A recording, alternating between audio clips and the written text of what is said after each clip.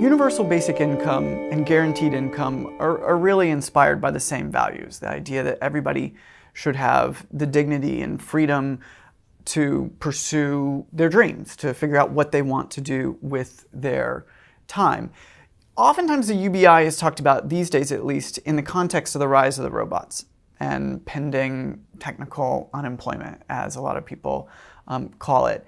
And my view is that very well may happen. There's also a good argument by a lot of economists and other folks that this time is not different. What we know is that the future is already here, and work and jobs in America have already come apart. I mean, of all the jobs, nearly all the jobs that we've created in the past decade have been part-time, contingent, or temporary. These kinds of very unstable, lumpy jobs with lumpy income cycles.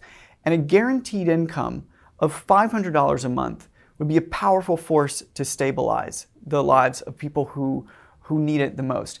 In some ways, it's a down payment. If the robots do indeed rise and self-driving cars are on the roads in 5 years, as some technologists predict, then it'll be much easier to build on a foundation of a guaranteed income of something like $500 a month than to begin afresh. So my view is that the idea of a guaranteed income is to solve the problems of today and in a way that it could be implemented immediately.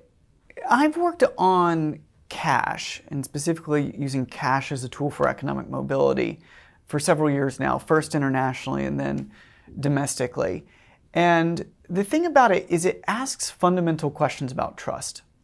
If you give people money, can you trust them to make the decisions that are best for them? You know, will they use it responsibly or irresponsibly? And I think there's a sense, particularly in American culture, that is pervasive, of concern that, you know, if you're going to give this money to young men, they're just going to put up their feet and play video games. Or there's this pervasive myth of the welfare queen that, you know, there are people who just want to, you know, stay home and live on government benefits.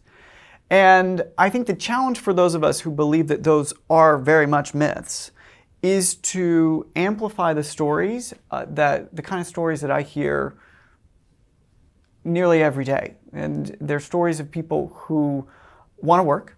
I think the vast majority of Americans want to be of purpose. There are many ways of thinking about work, and I think we should expand the definition of it. But Americans, for the most part, want to work. And they also want to be able to pay their bills. Nobody's looking for, you know, get rich quick schemes. They're looking to be able to make ends meet. So the challenge is to build on all the empirical evidence that we have that really, I think, makes a very solid case that cash is the most effective way to provide economic mobility, and really build a narrative, build a movement around the idea that people are working hard and yet aren't enjoying the same opportunities that they have historically, and they should be able to, and cash is the most powerful way to guarantee that. I think that there is an emerging consensus that the economy, amongst voters, that the economy is not working for most Americans. And at the same time, there is a historical precedent for bipartisan support for the earned income tax credit. Now, when the rubber meets the road, there are really big questions about who pays for this. And there's, I'm sure, lots of skepticism that tax rates should go up. I think ultimately, though, the case can be made that this is not just a moral issue, that everybody should have basic financial stability, but also a practical one.